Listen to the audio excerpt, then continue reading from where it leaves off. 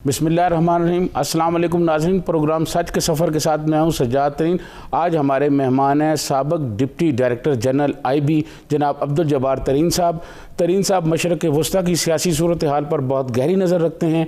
आज हमने मशरक़ वस्ता पर गुफ्तगू करने के लिए इनको बुलाया। बहुत शुक्रिया जनाब तरीन साहब। तरीन साहब ये बताएँ, इसराइल जो है वो फ़लस्तीनी निहत्ते फ़लस्तीनियों पर जो जुल्म कर रहा है और जिस तरह मतलब उसने पिछले दिनों जो जंग की और बहुत नुकसान किया मुसलमानों का, इस हवाले से आप क्या कहते हैं? इस तरह की जारियत रोकने के लिए क्या इक़दाम किए जाएँ? बिस्मिल्लाहिर्रहमानिर्रहीम। सबसे पहले तो मैं सच TV की इंतज़ामिया का और सजाद साहब आपका बहुत मशकूर हूँ कि आपने मुझे अपने प्रोग्राम में शिरकत की दावत दी। असल में इसके पीछे एक बहुत ही लंबी दास्तान है, एक बड़ी लंबी तारीख़ है। इसराइल जब से मार्ज़ वजूद में आया, बल्कि उसके मार्ज़ वजूद में आने से पहले ही इस इलाके में अरबों के साथ जुल्म सितम शुरू हो गया था। अरबों की ज़मीन के ऊपर ला के जब ज्यूज़ को, यहूदियों को बसाया गया और अरबों की ज़मीन उनसे छीनी गई और उनकी आबादी जो 1% भी नहीं थी उसको 50% से ज़्यादा कर दिया गया। तो ये इलाका जो था, यहूदी उसको तारीख़ी तौर पर कहते थे कि ये हमारा इलाका है और हमने वहाँ आना है। 1000 साल से स्ट्रगल में थे।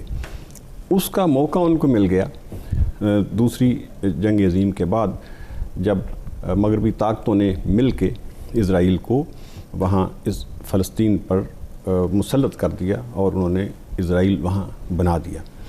और वो अभी जैसे उनके जो प्राइम मिनिस्टर हैं, उनका एक बड़ा स्टांस है, पुराना स्टांस है, और सब लोग जानते हैं कि वो कहते हैं कि जी यहाँ कोई फ़लस्तीनी नहीं होना चाहिए, टोटल सिर्फ यहाँ यहूदी ही होंगे। यानी जो पहले प्राइम मिनिस्टर थे नेतन्याहू, ये उनसे भी ज़्यादा सख्त गिर हैं और वो वहाँ से उनको निकालना चाहते हैं अरबों को। इसलिए वो कोई ना कोई नया हथकंडा रवा रखते हैं। और उस पे जो ज़्यादा अफसोस की बात यह है कि ओवरऑल मुसलमानों की तरफ से और ख़ास कर जो अरबों की तरफ से ऐसी कोई मुस्बत रेजिस्टेंस या मुस्बत कोई पेशरफ्त नहीं होती कि उनको रोका जा सके, और वो बड़ी ताकतों की हमायत के साथ अपनी मनमानी करते हैं वहाँ, और जो करते रहेंगे ऐसे लगता है जैसे उनकी पॉलिसी है।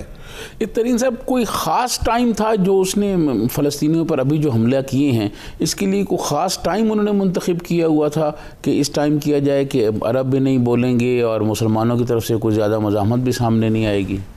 इस वक्त पहली सबसे जो बात थी वो तो था कि जो प्राइम मिनिस्टर नेतन्याहू थे, साबका प्राइम मिनिस्टर, वो इस वक्त केयर टेकर गवर्नमेंट को हेड कर रहे थे, क्योंकि इलेक्शन पहले हो चुके थे और एक गवर्नमेंट बननी थी। उनके पास तादाद नहीं थी जितनी उनको गवर्नमेंट बनाने के लिए चाहिए थी। लिहाजा जो छोटी छोटी जमातें थीं, 5 सीटों वाली, 6 सीटों वाली और 4 सीटों वाली जमातें, जो बहुत ज़्यादा एक्सट्रीमिस्ट और शिद्दत पसंद यहूदी जमातें थीं, बल्कि तंजीमें कह लें उनको, जमातें कहना तो ज़्यादती होगी, तंजीमें थीं, वो उनकी हमायत हासिल करना चाहते थे। उनकी हमायत हासिल करने के लिए उन्होंने उनके मुतालबात के मुताबिक जो है वो मुसलमानों के साथ ज़्यादती की। कुछ मुसलमानों को जो बेदखली कर रहे हैं फ़लस्तीन से, उसी हवाले से शेख जराह का एक इलाका है यरूशलेम में, वहाँ से कुछ फैमिलीज़ को वो बेदखल कर रहे थे। उस पर बहुत ज़्यादा टेंशन चल रही थी। इसी असना में उन्होंने मस्जिद अक्सा में एक दिन इन्वेड किया और उसके सारे साउंड सिस्टम को और लाउड स्पीकर्स को सारे बंद करके चले गए। फिर दोबारा आके नमाजियों पे अटैक किया। मीनवाइल एक वहाँ मार्च किया मुसलमानों के ख़िलाफ़। फिर एक दमिश्क गेट है, वहाँ दमिश्क गेट के बाहर एक बहुत बड़ा प्लाज़ा था जहाँ शाम को मुसलमान नौजवान इकट्ठे होते थे, बैठते थे, और रमज़ान शरीफ में वो सहरी तक वहाँ बैठा करते थे। उस प्लाज़ा को बंद कर दिया और उसके बाद फिर 7 मई को उन्होंने एक मुकम्मल रेड किया, जिसमें वो बेतहाशा उन्होंने रबर कोटेड बुलेट्स का इस्तेमाल किया, आंसू गैस का इस्तेमाल किया, और स्टन ग्रेनेड्स, जो यूँ कह लें कि असाब शिकन जो ग्रेनेड हैं, वो इस्तेमाल किए। बहुत सारे लोगों को गिरफ़्तार किया। उसके बाद फिर यही उन्होंने चीज़ जो थी 9 मई को फिर दोहराई, जिस वजह से मुसलमानों में भी बहुत इश्तियाल फैला।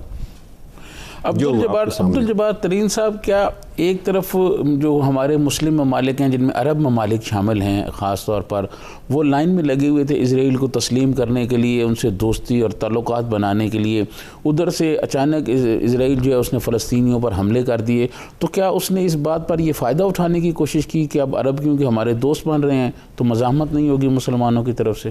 جی، اصل میں جو بھی اسرائیلی جو منصوبہ بندی کرتے ہیں، جو کام بھی کرتے ہیں منصوبہ بندی کے ساتھ کرتے ہیں. اس سے پہلے بھی آپ نے دیکھا کہ ان کا جو ایک بہت ہی جارحانہ رویہ عربوں کے ساتھ رہا. جیسے فلسطینیوں کے جو علاقے انہوں نے قبضے میں کیے ہوئے ہیں وہ انہوں نے نہیں چھوڑے ابھی تک. جو ان کے پاس جولان کی پہاڑیاں ہیں، جو شام کا جو علاقہ ہے، وہ بھی انہوں نے نہیں چھوڑا، اور اس کو بھی انہوں نے کہا جی ہم نے اس کو انیکس کر لیا، یہ ہمارا حصہ ہوگا. اور جیروشلم پہ، ایسٹ جیروشلم جو انہوں نے قبضے میں کیا تھا، اس پہ انہوں نے کہا جی یہ بھی ہمارا حصہ ہے. بلکہ انہوں نے امریکہ کی مدد سے وہاں اس کو اپنا کیپٹل اناؤنس کیا، اور وہاں امریکن نے اپنی ایمبیسی وہاں شفٹ کر دی. تو اس طرح اس کے تو بہت حوصلے پہلے ہی بڑے ہوئے تھے، اور جو تھوڑی بہت ریزسٹنس تھی وہ برائے نام ہی صحیح عربوں کی طرف سے. جب ان کے ساتھ ان کے تعلقات اچھے ہو گئے اور بہت سارے ملکوں نے تسلیم کر لیا، تو پھر وہ یہی سمجھے کہ اب ہمیں کوئی روکنے والا نہیں ہے، اور عرب بھی ہمارے ساتھ ہیں، لہذا فلسطینی جو ہیں اب یہ ایک پرانی کہانی ہے، ہم جو چاہے ان کے ساتھ کر لیں، کوئی نہیں بولے گا. تو یہ فلسطین میں حماس اور الفتح جو ہے ان کے درمیان جو ایک محاذ آرائی ہے، ایک اختلافات ہیں، کیا اس سے بھی اس نے فائدہ اٹھایا ہے؟ یہ بدقسمتی سے ہم جو مسلمان ہیں میں بھی کوئی لفظ یہ زیادہ شدید نہ ہو جائے، منافق بہت زیادہ ہیں.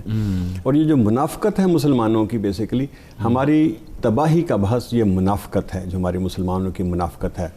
اس لیول پہ دیکھیں کہ فلسطین میں یہ ٹوٹل غزہ میں اباؤٹ 3 ملین لوگ ہیں، اور 2 ملین اور 3 ملین قریب جو ہیں وہ ویسٹ بینک میں ہیں، اور باقی ادھر ادھر پھیلے ہوئے ہیں. سیریا کے اندر، اسرائیل کے اندر جو ہیں تقریباً 2 ملین کے قریب 2.5 کے لوگ ہیں. اور یہ جو فلسطینی ہیں اتنے تھوڑے، اور ان پہ اسرائیل پہلے ہی اتنا ظلم کر رہا ہے، وہ بھی آپس میں لڑتے ہیں. اور الفتح اور حماس کی بہت شدید لڑائی اس سے پہلے ہو چکی ہے، بہت لوگوں کی جانیں اس میں ضائع ہو چکی ہیں. اور ابھی بھی جو پچھلا الیکشن ہوا تھا، اس الیکشن میں جو غزہ کا ایریا تھا یہاں سے حماس جیتی تھی، اور جو ویسٹ بینک کا ایریا تھا وہاں سے الفتح جو ہے جیتی تھی. اور اوورال جو حکومت تھی انہوں نے فلسطینی اتھارٹی جو بنائی تھی وہ الفتح کے جو محمود عباس ہیں ان کو ان کا صدر بنا دیا تھا. لیکن ان کے اختلافات آپس میں ابھی تک چلتے رہتے ہیں. حماس جو ہے اس کا سٹانس جو ہوتا ہے وہ بہت سخت گیر ہے، یعنی وہ اپنے حقوق کے لیے لڑنے اور مرنے کے لیے تیار رہتے ہیں، اور وہ لڑتے بھی ہیں، مرتے بھی ہیں. جبکہ جو محمود عباس ہے اس کا سٹانس جو ہے وہ بہت پولائٹ ہوتا ہے، وہ سمجھتا ہے کہ نیگوسیٹ کر کے ان لوگوں سے ہم اپنا جو مطالبات ہیں منوا لیں. لیکن محمود عباس پچھلے 15 سال میں وہاں بیٹھے ہوئے حکومت کر رہے ہیں، لیکن کچھ اپنا مطالبہ منوا نہیں سکے، اور فلسطینیوں کی بھلائی نہیں ہوئی بلکہ ان کا نقصان ہی ہوا ہے. اور ابھی جو کچھ جان فلسطینیوں میں ہے وہ حماس کی وجہ سے ہی ہے. میں یہ سمجھتا ہوں کہ وہ حماس کی وجہ سے ہی ہے کہ وہ ریزسٹنس شو کرتی ہے تو اسرائیل کو احساس ہوتا ہے. ادروائز ان کی طرف سے، محمود عباس کی طرف سے ایسی کوئی چیز نہیں کہ جس سے ان کو احساس ہو کہ یہ فلسطینی بھی ادھر ہیں اور یہ ایک زندہ قوم ہے. تو کیا محمود عباس کو یہ سمجھا جائے کہ وہ ایک کمزور آدمی ہے؟ بالکل، وہ بہت ہی کمزور شخصیت کے مالک ہیں. وہ کوئی وہ سخت فیصلہ نہیں کر سکتے، اور وہ اتنے عرصے سے چمٹے ہوئے ہیں حکومت کے ساتھ، اور ابھی بھی وہ چاہ رہے تھے کہ میری جو ہے یہ حکومت یہ پرلانگ کرے. لیکن ان کی چونکہ جو پالیسیاں تھیں اور جو انہوں نے فلسطینیوں کے لیے کچھ نہیں کیا، اور 3 آلموسٹ ٹرنور پورے کر لیے بغیر الیکشن کرائے، تو ابھی ان کو خطرہ تھا کہ میں ہار جاؤں گا، میری پارٹی ہار جائے گی، حماس اور اس کی جو باقی حمایت یافتہ تنظیمیں ہیں یہ مل کے جیت جائیں گی. تو انہیں الیکشن پھر پوسٹ پون کر دیے تھے. اسی غزہ کی جو ابھی جو حالیہ لڑائی ہوئی ہے اس سے پہلے انہیں الیکشن ہونے تھے، لیکن وہ پوسٹ پون کر دیے تھے اسی ڈر سے کہ جی یہ الیکشن میں ہار جاؤں گا. صرف اپنی ان کمزوریوں کی وجہ سے فلسطینی بھی ان کو پسند نہیں کرتے. تو کیا اب یہ دیکھا جائے کہ فلسطینی جو ہیں ان پر اسی طرح حملے ہوتے رہیں گے اور ان کو اسی طرح جو ہے اسرائیل مارتا رہے گا؟ بالکل، فلسطینی ایسے ہی بیچارے ظلم سہتے رہیں گے اور اسرائیل ظلم کرتا رہے گا، کیونکہ کسی نے بھی کوئی شعوری کوشش نہیں کی ان کو روکنے کی۔ 2014 میں جب آلموسٹ 50 دن یہ بمباری کرتے رہے فلسطینی پہ اور بہت زیادہ جانی نقصان بھی کیا، اور اس وقت جو ان کی امریکن تھیں سیکٹری خارجہ جو تھیں میڈم کلنٹن تھیں، یہ وہاں گئی ہوئی تھیں تل ابیب میں، اور وہ کلپ جو ہے وہ پوری دنیا نے دیکھا ہے کہ نیتن یاہو نے یہ کہا ان کی موجودگی میں کہ یہ جو ہم بمباری کر رہے ہیں اور یہ کیجویلٹیز جو ہو رہی ہیں، ہیومن لاس ہو رہا ہے، عورتیں ہیں، بچے ہیں، بڑے ہیں، یہ ہم انٹینشنلی کر رہے ہیں، ہم جان بوجھ کے ہم کر رہے ہیں، ہم زیادہ سے زیادہ کیجویلٹیز کرنا چاہتے ہیں تاکہ ہم ان کو ذرا سبق سکھا سکیں۔ یہ انہوں نے اس کے سامنے، لیکن اس اسٹیٹمنٹ کے باوجود میڈم ہلری نے کوئی ان کو آگے سے جواب نہیں دیا۔ کنڈیم کرنا تو بہت دور کی بات ہے، یہ تک نہیں کہا کہ آپ یہ حملے جو ہے بند کر دیں، یہ تک نہیں کہا ان کو، تو اس سے ان کا حوصلہ ظاہر بڑھتا ہے۔ ترین صاحب، مسلمانوں نے اور خاص طور پہ ہمارے عرب دوستوں نے ایک OIC بنائی ہوئی ہے اور جس میں سارے ممالک ہیں، اور انہوں نے بنائی بھی عرب مسائل اپنے حل کرنے کے لیے تھی، جس میں فلسطین کا مسئلہ ٹاپ پر تھا۔ کیا وجہ ہے کہ OIC کو رول نہیں کر سکا؟ اسجاد صاحب، OIC جو جب سے میں نے ہوش سنبھالا ہے، میں نے اس کو دیکھا ہے، وہ 70s کے بعد وہ بالکل ایک مردہ گھوڑا ہے، میں تو یہ کہوں گا، اور مردہ گھوڑوں پہ تو کوئی بیٹ کرتا نہیں ہے اور کیا بھی نہیں جا سکتا مردہ گھوڑوں پہ۔ اس OIC نے مسلمانوں کے حقوق کے تحفظ کے لیے کم از کم مجھے جب تک جتنا یاد ہے کوئی کام ایسا نہیں کیا کہ جیسے مسلمانوں کی بھلائی ہو۔ بلکہ OIC کے اندر گروپ بندیاں ہیں، مسلمان ملکوں کی اپنی گروپ بندیاں ہیں OIC کے اندر جو مختلف ملکوں کو سپورٹ کرتے ہیں، اور جیسے یورپین ہیں یا امریکن ہیں یا باقی ان لوگوں کی بات کو وہ سنتے ہیں اور مانتے ہیں، مسلمانوں کے لیے کچھ نہیں کرتے۔ جیسے بھی آپ نے دیکھا کشمیر کے معاملے پہ اتنی سخت رنجش ہونے کے باوجود انہوں نے پھر بھی کچھ نہیں کیا OIC نے، اور وہ اپنے اپنے مفادات میں سارے لگے ہوئے ہیں۔ اور OIC تو چلو ایک بڑی تنظیم ہے جو سارے ملکوں کی ہے۔ اب ہم اس سے بھی چھوٹے لیول پہ آ جاتے ہیں، عرب لیگ۔ عرب لیگ تو خالصتاً عربوں کے لیے بنی نا، تو اس میں تو اور کسی ملک کا عمل دخل نہیں تھا، اور فلسطینی بھی عرب ہیں، عراقی بھی عرب ہیں، لیبین بھی عرب ہیں، شامی بھی عرب ہیں، اور اسی عرب لیگ کے ہوتے ہوئے عرب لیگ کے ہی ممبر ملک ہیں جن سب نے مل کے ان کو عراق، سیریا، لیبیا ان کو تباہ کروایا۔ تو اس لیے OIC سے یا عرب لیگ سے یا ان تنظیموں سے کم از کم مجھے کوئی امید نہیں ہے، آئندہ بھی کوئی امید نہیں ہے کہ یہ کچھ کر سکے مسلمانوں کے لیے۔ ناظرین، یہ وقت ہوا ایک بریک کا، بریک کے بعد آئیں گے تو جناب جبار ترین صاحب سے مزید گفتگو جاری رکھیں گے۔ ویلکم بیک ناظرین، ہمارے ساتھ موجود ہیں جناب عبدالجبار ترین صاحب۔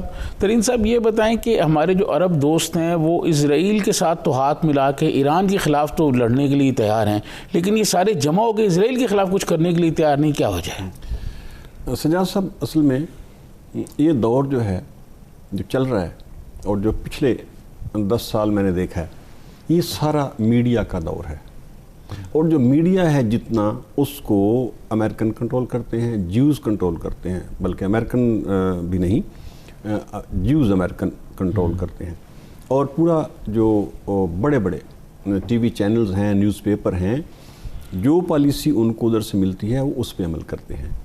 تو انہوں نے میڈیا پہ اتنا زیادہ پروپیگنڈا کیا جس میں انہوں نے سعودیہ، ایران اور عرب ملکوں کو آپس میں لڑانے کے لیے بہت زیادہ جھوٹی خبریں پھیلائیں، اور جو کچھ بھی کیا ان کے لیے اس میں آپ میزائل حملے بھی کہہ لیں، جعلی میزائل حملے بھی اس میں تھے، یوں اس سے پہلے عراق ایران کی جنگ بھی کروائی گئی۔ یہ سارا کچھ جو ہے ان کو لڑانے کے لیے، لیکن اس میں انہوں نے تو کرنا ہے، یعنی جو دشمن ہوتا ہے وہ تو اپنا کام کرتا ہے، اس کے کرنا بھی چاہیے اس کو۔ سوچیں تو ہمارے سوچنے کی بات ہے، ہمارے سوچنے کی بات ہے کہ ہم آپس میں مسلمان ہو کے ہم ایک دوسرے کے دشمن ہیں، لیکن جو یہودی ہیں ان کے ہم دوست کیوں بنتے ہیں؟ ٹھیک ہے نا جی. تو اس لیے یہ جو ہماری حکومتیں ہیں، سعودیہ کی حکومت ہے، ہمارے ایران کی حکومت ہے، ان کو بھی یہ چیز سوچنا چاہیے کہ وہ اس پروپیگنڈے میں بھی نہ آئیں. اور جب نظر آ رہا ہے کہ سعودیہ کے پیچھے کون سی طاقتیں کام کر رہی ہیں، ایران کے ساتھ کون کام کر رہا ہے، تو ان کو اس چیز کو سیٹل کرنا چاہیے. اور اس کے لیے پاکستان بھی کوشش کر چکا ہے، باقی بھی دوست جو ہیں کوشش کرتے رہتے ہیں، اور وہ کوششیں ابھی بھی جاری ہیں. لیکن امریکن انفلوئنس جو ہے وہ مڈل ایسٹ میں بہت زیادہ ہے، امریکن انفلوئنس. اور ترین صاحب، اگر آسٹریلیا کے جنگلوں میں آگ لگ جائے اور وہاں جانور مر جائیں تو عالمی میڈیا پر خبریں بنتی ہیں. فلسطین میں انسان اور بچے مارے جاتے ہیں، عالمی میڈیا پر اس لیے خبریں نہیں بنتی کہ وہ یہودیوں کے انڈر کنٹرول ہے. ایگزیکٹلی، ایک تو یہودی کے انڈر کنٹرول ہے، کہ دوسرا وہ چونکہ مسلمان ہیں. مسلمانوں کے علاوہ کہیں آپ دیکھیں ہمارے جو فلسطین کا مسئلہ 70 سال سے چلا آ رہا ہے، کشمیر کا مسئلہ آپ دیکھ لیں، ہمارا کشمیر میں کتنا ظلم و ستم ہو رہا ہے. ابھی بھی دیکھیں آلموسٹ 2 سال سے اوپر ہو گیا کہ وہاں ایسا کرفیو لگا ہوا ہے اور لوگوں کو پابند کیا ہوا ہے. وہ ایک بہت بڑی جیل میں اس کو تبدیل کر دیا گیا ہے، لیکن وہاں کوئی بھی نہیں بولتا.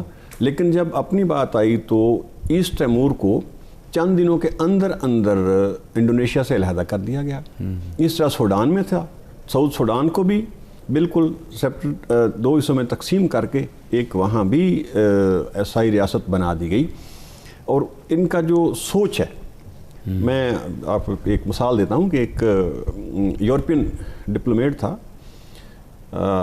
اس سے بات ہو رہی تھی یہ ریفیوجیز پہ کہ بھئی یہ معاملہ کیا ہے. یورپ جو ہے یہ انسانی حقوق کا بڑا علم بردار ہے، اور جو ریفیوجی جا رہے ہیں وہ تو جنگ بھی شروع خود کر کے عراق میں اور سیریا میں، اور جو لوگ ریفیوجی بن کے جا رہے ہیں تو ان کو وہاں کیوں نہیں آنے دیتے. انہوں نے کہا کہ جی مسئلہ ریفیوجی کا نہیں ہے، یورپ بہت بڑا ہے، 5-6 ملین لوگوں کو وہاں بڑی آسانی سے اکاموڈیٹ کیا جا سکتا، پتہ بھی نہ چلے گا. لیکن سب سے بڑی پرابلم یہ ہے کہ یہ مسلمان ہیں. تو میں نے کہا مسلمانوں سے کیا پرابلم ہے آپ کو؟ انہوں نے کہا جی یہ اس لیے کہ مسلمان جہاں ہوتے ہیں یہ اپنی ایک علیحدہ شناخت رکھتے ہیں، اپنا ایک علیحدہ کلچر جو اس کا ہے وہ نہیں چھوڑتے. تو وہاں ہر جگہ جیسے ہماری مثال ہے اردو میں کہ 1.5 اینٹ کی اپنی مسجد بنا لیتے ہیں، اور ہماری سوسائٹی میں وہ جل نہیں ہوتے، اور اپنا جو کلچر ہے، جو اسلامک ٹیچنگ ہے اس کے مطابق یہ چلتے ہیں، تو وہ سوسائٹی کے اندر یہ گھلتے ملتے نہیں ہیں. جس وجہ سے لیٹر آن سوسائٹی کے اندر ہمیں پرابلم ہوتا ہے. تو اس لیے ریفیوجیز کو ہم نہیں لیتے اور لینا نہیں چاہتے کہ یہ مسلمان ہے. کیٹیگوریکلی اس نے یہ بات مینشن کی. تو اس مینٹلٹی کے ساتھ پھر دیکھیں تو یہی آگے سے. ترین صاحب، 50 سے زیادہ مسلمان ممالک ہیں، وہ کیا ایسا اقدام کریں، آپ کیا تجویز کریں گے جس سے کم از کم جو اسرائیل جو ظلم کر رہا ہے فلسطین پر، اس میں کمی آئے اور فلسطینیوں کو بھی اپنا کوئی حق ملے؟ اصل میں یہ مسلمان ملکوں کی ذمہ داری جو ہے وہ آپ یہ کہہ لیں کہ 2 سطح پہ آ جاتی ہے.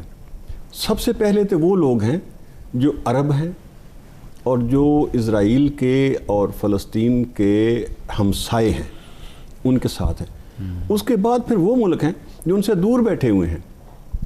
ان میں باقی ایشین کنٹریز ہیں، آگے تک جتنے انڈونیشیا تک، پاکستان سے لے کے ایران سے ٹرکی، سب لوگ جو ہے وہ دور بیٹھے ہوئے ہیں. تو سب سے پہلی ذمہ داری تو ان کی بنتی تھی، عربوں کی.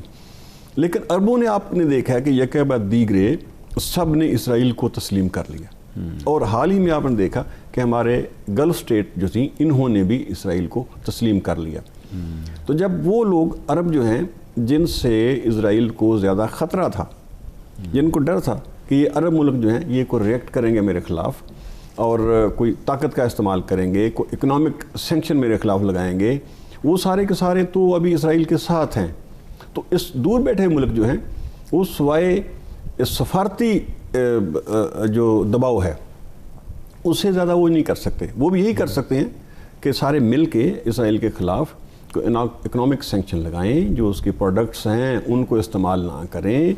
जितने दुनिया के फोरम हैं, यूएनओ से लेके OIC से, अरब लीग से, हर जगह पे फ़लस्तीन का मसला उछालें और जो जुल्म हो रहा है उसको पूरी दुनिया के सामने पेश करें और फिज़िकली जाएं वहाँ, और गज़ा में और वेस्ट बैंक में ज़रूर अपनी मौजूदगी शो करें। जैसे इस बार कुछ थोड़ी सी हिम्मत करके ऐलान किया गया था कि हम जो है मुसलमानों की या एक इंटरनेशनल फ़ौज जो है वो गज़ा में उतारेंगे। तो ये जो ऐलान उस वक्त हुआ था कि इस पे सोचा जा रहा है, तो इसको अमली जामा पहनाने की ज़रूरत है। तरीन साहब, आपने ये कहा कि इंटरनेशनल फ़ौज, एक हमने फ़ौज अरब दोस्तों ने बनाई हुई है, कुछ 40 ममालिक की फ़ौज बनाई हुई थी, वो तो नहीं गुम उतारा कोई ये फ़लस्तीनी जंग के दौरान? नहीं, असल में उस जो फ़ौज का जो मैंडेट था जब बनी थी, तो उन्होंने कहा कि ये फ़ौज बनाई जाएगी जो दहशत गर्दी के ख़िलाफ़ जंग करेगी।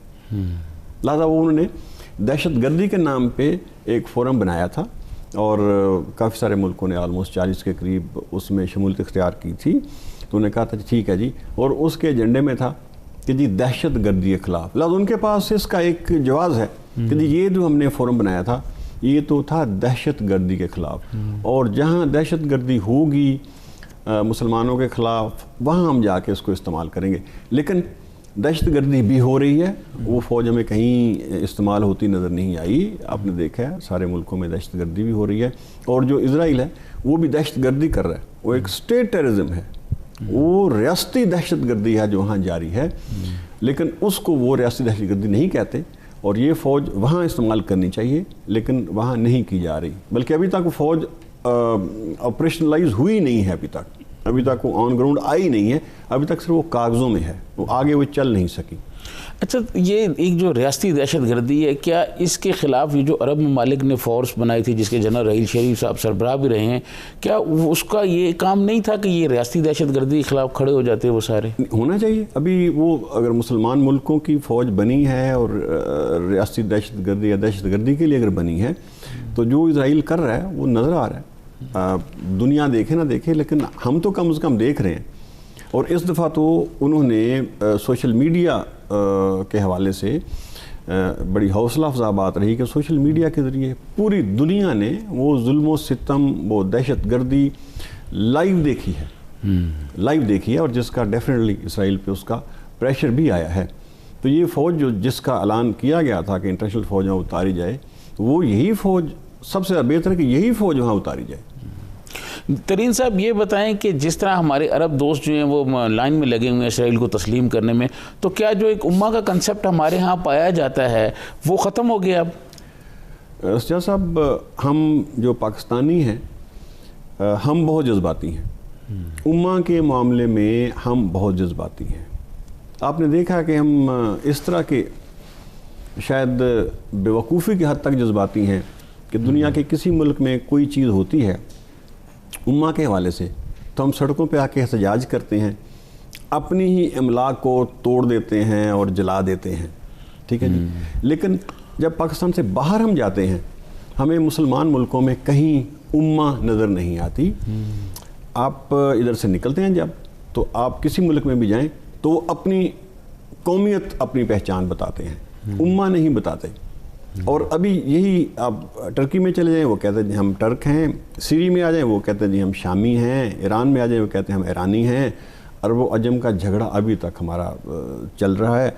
तो ये जो उम्मा का कॉन्सेप्ट है, ये पाकिस्तान में तो ज़्यादा है, बाहर हमें कहीं नज़र नहीं आता। बाहर हर मुल्क अपने मफाद की बात करता है, हर मुसलमान मुल्क है। अच्छा तरीन साहब, जैसे आपने कहा कि बाहर कोई वाक़या होता है तो हमारे यहाँ ये एहतजाज होता है। बाबरी मस्जिद का जब वाक़या हुआ तो हमारे यहाँ कई जज्बाती लोगों ने कई मंदिरों को जला दिया और मंदिरों पर हमले भी कर दिए, जबकि दूसरी जानिब सऊदी अरब और जितने अरब ममालिक थे उन्होंने तो इंडिया से ताल्लुकात तक ख़त्म नहीं किए। आजकल जो दुनिया है वो चलती है इकॉनमी के ऊपर। हम पाकिस्तानी जो हैं, हम अपने मज़हब के मामले में, अपनी इबादतगाहों के मामले में और उम्मा के मामले में वाकई बहुत जज्बाती हैं, जैसे पहले बात हो चुकी है। लेकिन अरब मुल्कों को हमने देखा है, बाकी मुल्कों को हमने देखा है, सब लोग जो हैं वो अपने इंटरेस्ट पे चलते हैं। इंडिया के साथ उनके इकोनॉमिक इंटरेस्ट ज़्यादा हैं। हमारे पास आते हैं तो सिर्फ बात करके चले जाते हैं, यहाँ से उठ के इंडिया जाते हैं तो वहाँ वो जैसे यूएई ने $78 बिलियन की सरमायाकारी का वहाँ ऐलान किया, जैसे सऊदी प्रिंस आए थे तो उन्होंने, मुझे एग्जैक्ट याद तो नहीं, शायद 40 बिलियन से ज़्यादा का वहाँ उन्होंने इन्वेस्टमेंट का ऐलान किया था। तो वो अपने अपने इकोनॉमिक इंटरेस्ट देखते हैं, इसलिए जो उम्मा वाला कॉन्सेप्ट है वो इसलिए कमज़ोर है कि लोग अपना इकोनॉमिक इंटरेस्ट देखते हैं कि हमें कहाँ से फ़ायदा है, और यही मुसलमानों की जो तबाही है, यही उसका सबब है। नाज़रीन, यहाँ वक्त हुआ एक ब्रेक का, ब्रेक से वापस आएंगे तो अब्दुल जब्बार तरीन साहब से मज़ीद गुफ्तगू जारी रखेंगे। वेलकम बैक नाज़रीन, हमारे साथ मौजूद हैं डिप्टी डायरेक्टर जनरल IB जनाब अब्दुल जब्बार तरीन साहब। इनसे मशरक़ वस्ता के हवाले से बातचीत हो रही है। तरीन साहब, ये बताएं कि ये जो अरब में, दुनिया में हमारे जो नौजवान लीडर आए हुए हैं, इनका विज़न क्या है फ़लस्तीन और इज़राइल के बारे में? सियाह साहब, अभी जो नई लीडरशिप है इसकी ग्रूमिंग ज़रा मुख्तलिफ हुई है।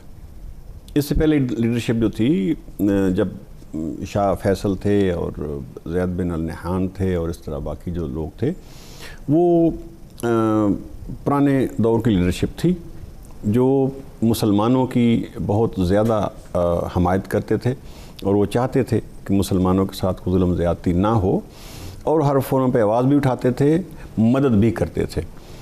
और उस वक़्त मीडिया भी इतना नहीं था जितना आजकल है, और उस वक़्त इकॉनमी जो थी उसका उनको मसला नहीं था।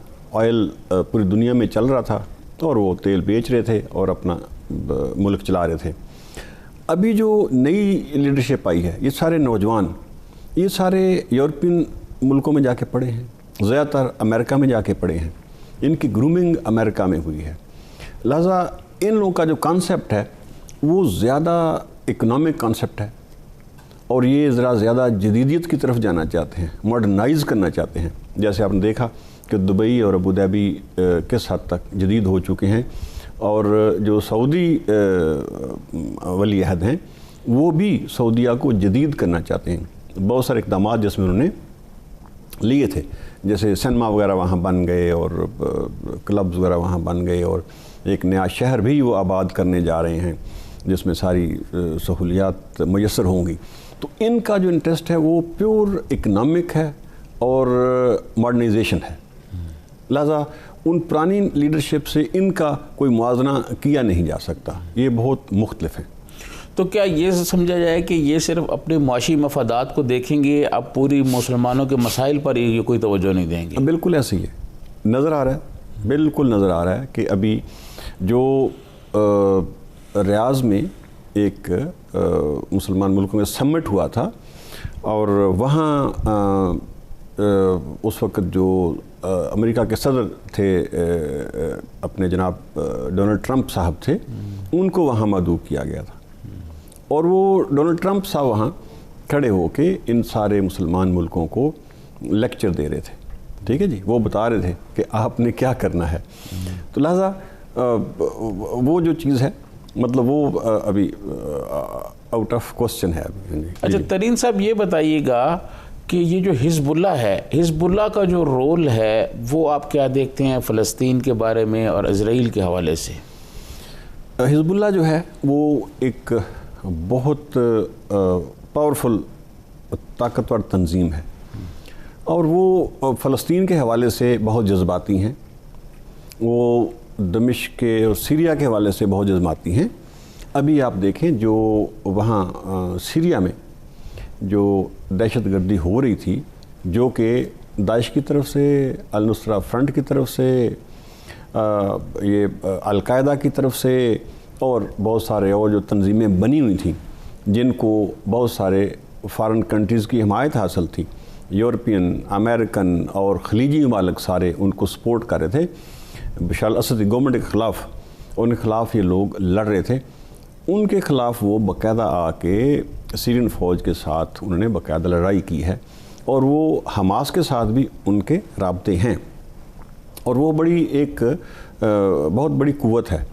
ان کے پاس میزائل بھی زیادہ ہیں، ان کے پاس فورس بھی زیادہ ہیں، ان کی طاقت بھی زیادہ ہے، اور اسرائیل ان کو نیوٹرلائز کرنے کی کوشش کرتا رہتا ہے، اور لبنان کو اسی لیے وہ کمزور سے کمزور کرتے جا رہے ہیں۔ جو تھوڑا عرصہ پہلے ایک لبنان میں دھماکہ ہوا تھا، جو بظاہر ایک کیمیکل کے شپ میں دھماکہ ہوا تھا، اس دھماکے کے نتیجے میں ابھی جو ان کے اسٹیمیٹ، ورلڈ بینک کا اسٹیمیٹ تھا کہ $8 بلین کا نقصان ہوا ہے، جو ورلڈ بینک بتا رہا ہے۔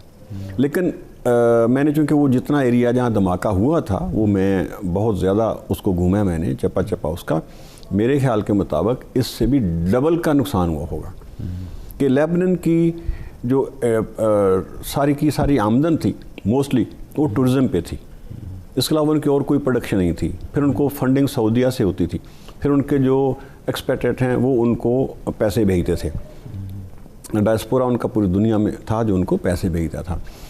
اس دھماکے کے بعد جو ان کا یہ ایریا تھا جو ٹورزم کے حوالے سے پوری دنیا میں جانا جاتا تھا، وہ پورے کا پورا ایریا جو ہے وہ تباہ ہو گیا، اور اس دھماکے کے بعد ان کی اکانومی جو ہے وہ بالکل کریش ہو گئی، تباہ ہو گئی ہے، اور وہ سمجھتے ہیں کہ اس سے ظاہر حزب اللہ کی کیپیبلٹی پہ ڈیفینیٹلی اثر پڑا ہوگا۔ لیکن پھر بھی حزب اللہ ایک بہت پوٹنٹ فورس ہے، اور ابھی بھی ان کا حماس کے ساتھ بھی ان کا رابطہ ہے، اور اگر یہ کہیں جنگ ایسی صورت میں ہوتی ہے کہ حماس غزہ سے یا فلسطین سے راکٹ برساتے ہیں اور حزب اللہ اگر لیبنان یا سیریا سے برساتے ہیں تو اسرائیل کا بہت زیادہ نقصان وہ کر سکتے ہیں۔ میں نہیں کہتا کہ جنگ جیت جائیں گے کہ نہیں، لیکن اسرائیل کا نقصان بہت زیادہ وہ کر سکتے ہیں۔ یہ جو حالیہ دنوں میں جنگ ہوئی ہے، اس میں آپ کیا سمجھتے ہیں اسرائیل کا کتنا نقصان ہوا ہوگا؟ اس میں جو دو طرح کے، اب یہ اس نقصان کو آپ اس طرح دیکھیں کہ ایک تو ہے جو سامنے نظر آتا ہے، جی، جو ہم سامنے دیکھتے ہیں، ایک ایسا جو سامنے نظر نہیں آتا کہ جس کا افیکٹ جو ہے وہ ملک سوسائٹی میں ہوا ہے، جو باہر دنیا کو نظر نہیں آتا۔ اس حوالے سے اسرائیل کا جو فزیکل ڈیمیج تھا وہ تو بہت کم ہوا، لوگ ان کے تقریباً جو ہے آلموسٹ 50 کے قریب لوگ مرے تھے، لیکن انہوں نے 12 لوگ بتا رہے تھے کہ 12 لوگ مرے ہیں۔ کچھ ادھر سے سیریا سے بھی کچھ راکٹ فائر ہوئے تھے، اس میں بھی کچھ لوگ ان کے جو ہیں وہ مرے تھے، اور ادھر سے بھی وہ نقصان کم بتا رہے ہیں۔ ان کی بلڈنگز اس طرح نہیں تباہ ہوئیں جیسے غزہ کے اندر ہوئیں۔ غزہ میں تو سارا ڈیمیج نظر آ رہا ہے، شہادتیں جتنی ہیں نظر آ رہی ہیں، لیکن فرسٹ ٹائم ایسا ہوا ہے کہ اسرائیل کی تقریباً 20 سے 25% آبادی جو ہے وہ حماس کے راکٹوں کی زد میں آئی۔ اس سے پہلے جب لڑائی ہوئی تھی ان کے ساتھ، حماس کی اسرائیل کے ساتھ، تو ان کے راکٹس کی رینج بہت کم تھی، 20-25 کلومیٹر تک مشکل سے وہ مار کرتے تھے۔ اس دفعہ تو کوئی دوستوں نے بتایا ہے کہ 100 کلومیٹر تک اور اس سے بھی زیادہ رینج، یعنی تل ابیب تک جو ہے وہ راکٹ گئے ہیں۔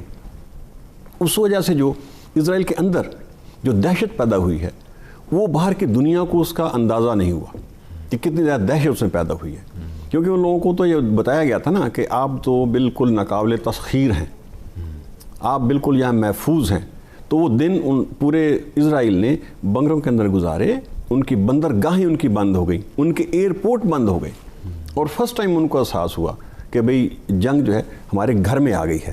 اور جو عرب اسرائیل کے اندر تھے ان میں اپرائزنگ ہوئی، اور اس دفعہ یہ فرسٹ ٹائم ہوا ہے کہ جو عرب اسرائیل کے اندر ہیں، جو اسرائیلی شہری ہیں، 21-22% کے قریب وہ لوگ ہیں ان کی آبادی کا، وہاں جہاں تھے وہ ان آپس میں اسرائیلیوں کے، یہودیوں کے اور مسلمانوں کے نسلی فسادات ہوئے ہیں، یعنی ایک وہ پریشر بھی آ گیا۔ تو لہٰذا وہ جو نقصان ہے جو باہر نظر نہیں آتا، جو انٹرنلی اسرائیل کو ہوا ہے، وہ بہت زیادہ ہوا ہے۔ ترین صاحب، پتھر اور غلیل سے لڑنے والے فلسطینیوں کے پاس اب راکٹ بھی آ گئے ہیں، تو آپ کیا دیکھ رہے ہیں کہ آئندہ اگر کوئی صورتحال بنی تو کوئی جدید اسلحہ بھی ان کے پاس آ سکتا ہے؟ کوئی دنیا کے مسلمان ان کو اور کچھ نہیں تو اسلحہ دے سکتے ہیں کہ نہیں؟ نہیں، ڈیفینیٹلی ان کو ابھی بھی، ان بیچاروں کو ابھی بھی جو ہے باہر سے اسلحہ اس طرح نہیں مل رہا۔ جیسے اسرائیل کے پاس پراپر ایک ٹرینڈ آرمی ہے، ٹینک ہیں، ہوائی جہاز ہیں اور پوری فوج ہے باقاعدہ ٹرینڈ، اور ان کے پاس انتہائی مہلک اسلحہ ہے ان کے پاس، لیکن ان کے پاس دیسی ساختہ بیچاروں کے پاس راکٹ ہیں جو وہ وہاں لوکل بناتے ہیں۔ وہ کس طرح وہ سامان سمگل کر کے لے کے آتے ہیں، یہ بہت میڈیا میں بھی آ چکا ہے کہ وہاں ٹنلز بنی ہوئی ہیں اور سرنگوں کے ذریعے اور چھوٹی موٹی لانچوں کے ذریعے اور کس طرح سمگل کر کے لے کے آتے ہیں، وہ بناتے ہیں۔ اگر ان کو کہیں سے اسلحہ ملنا شروع ہو جائے تو وہ تو بہت زیادہ طاقتور ہو جائیں، ان میں جذبہ ہے، وہ لڑتے ہیں، ان کا چونکہ آزادی کے لیے لڑتے ہیں، وہ مجاہد ہیں، لہذا وہ بیچارے بے سر و سامانی میں بھی آپ نے دیکھا کہ اس دفعہ انہوں نے اسرائیل کو بہت ٹف ٹائم دیا۔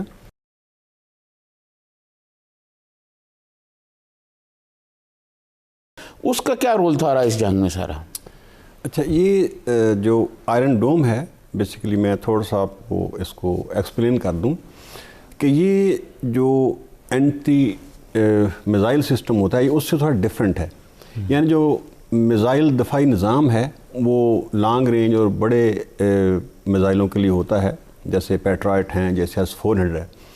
یہ چونکہ حماس کی طرف سے اور حزب اللہ کی طرف سے راکٹ فائرنگ ہوتی رہتی تھی، اور 2006 میں بھی حزب اللہ نے اسرائیل کو بہت زچ کیا تھا اور ان کو آلموسٹ شکست ہوئی تھی اور اسرائیل نے وہ جنگ بندی کی تھی، تو یہ ساری ان راکٹوں کی وجہ سے تھا۔ تو یہ انہوں نے جو نظام تھا یہ اسپیشل ڈیزائن کیا تھا، یہ جو شارٹ رینج راکٹس ہیں ان کو روکنے کے لیے، اور جو اسپیسیفک ہے حزب اللہ کے لیے ہے یا حماس کے لیے ہے، یہ تنظیمیں ہیں اس کے لیے ہیں۔ اور اسی طرح باقی دنیا کو وہ بہت اس کا پروپیگنڈا کر رہے تھے کہ یہ ہمارا جو نظام ہے اس میں جو ٹیسٹ کیے تھے وہ 100% ایکوریٹ تھا، اور سارے کے سارے راکٹ جو تھے وہ انٹرسیپٹ ہو گئے تھے، اور اس نظام کی انہوں نے دنیا میں بڑی تشہیر کی ہوئی تھی اور بہت سارے ملک اس کو خریدنا چاہ رہے تھے۔ لیکن اس جو ابھی لڑائی ہوئی اس میں جب حماس نے بہت زیادہ راکٹ فائر کیے تو یہ نظام اس کی ایک لمٹ ہے، یعنی جب راکٹ ایک فائر ہوتا ہے تو آگے سے پھر جوابی ایک راکٹ فائر آتا ہے جو اس کو رستے میں انٹرسیپٹ کرتا ہے۔ اس کو دو چیزیں ہوئیں، ایک تو انہوں نے حماس والوں نے ان کو ڈسیو بھی کیا، یعنی پہلے یہ ایک ڈیکوائے اصل راکٹ نہیں بھیجتے تھے، ایک جعلی راکٹ فائر کرتے تھے اور ان کے میزائل اڑتے تھے تو ساتھ دوسرا فائر کر دیتے تھے۔ اس کے بعد جو انٹینسٹی تھی، اتنے زیادہ میزائل تھے کہ آئرن ڈوم جو تھا وہ اس کو 100% ایکوریسی کے ساتھ انٹرسیپٹ نہیں کر سکا۔ وہ یہ کہہ رہے ہیں کہ جی تقریباً 10%، یعنی جو انٹرنیشنل لوگ ہیں بین الاقوامی طور پہ وہ کہتے ہیں 10% میزائل جو ہیں وہ تقریباً اسرائیل میں گرے، اسرائیلی کہتے ہیں جی نہیں 1 یا 2% گرے ہیں، لیکن وہ ہمارے خیال میں 20 سے 25% جو ہے راکٹ وہ جا کے گرے ہیں۔ جس لیول پہ اسرائیل کے اندر جو ہیو اینڈ کرائی ہوا ہے اور جس طرح ان کی قوم دہشت زدہ ہوئی ہے اور بنکروں میں چلی گئی، ان کے اڈے ہوائی اڈے بند ہو گئے، ان کی بندرگاہیں بند ہو گئیں، اس سے ان کا بہت نقصان ہوا ہے۔ لہٰذا یہ جو راکٹ کا دفاعی نظام تھا اس کا بھی پول کھل گیا، یہ ایکسپوز ہو گیا ہے کہ اتنا افیکٹو نہیں ہے، اس کا بھی اسرائیل کو بہت نقصان ہوا ہے۔ ایک تو وہ جو متھ تھی وہ ٹوٹ گئی اور لوگوں کو سمجھ آئی کہ نہیں بھئی یہ جو نظام ہے یہ ہمارے دفاع کے لیے کافی نہیں ہے، لہٰذا ان کے دلوں میں بھی خوف اور دہشت جو ہے وہ بیٹھ گئی، اور جو لوگ دنیا میں انٹرسٹڈ تھے 7-8 ملک جو لائن میں لگے ہوئے تھے کہ ہمیں یہ نظام چاہیے، ابھی وہ اس پہ ری تھنک کر رہے ہیں کہ یہ ہمیں یہ لینا ہے کہ نہیں لینا، یہ کتنا کا افیکٹو ہے۔ لہٰذا اس کی جو متھ تھی آئرن ڈوم کی وہ اس جنگ میں ایکسپوز ہو گئی ہے، اور اگر دوبارہ اس طرح کا کوئی لڑائی ہوتی ہے تو شاید اس کا اور زیادہ پھر ڈیمیج ہو، جب زیادہ پاورفل لمبی رینج کے راکٹ جب فائر کیے جائیں اور یا زیادہ والی میں فائر کیے جائیں، 4000 کی بجائے 8000 10,000 راکٹ فائر کیے جائیں گے تو پھر اس کا کیا اثر ہوگا، یہ بھی دیکھنے والی بات ہے۔ لیکن یہ ناظرین، آپ نے سابق deputy D G I B جناب عبدالجبار ترین صاحب کی گفتگو سنی۔ انہوں نے مشرق وسطیٰ اور اسرائیل کو جو عزائم ہیں، وہ جو عرب ہماری قیادت ہے، ان کے بارے میں ایک کھل کر گفتگو کی ہے۔ اسی کے ساتھ سجاد ترین کو اجازت دیجیے۔ اللہ حافظ۔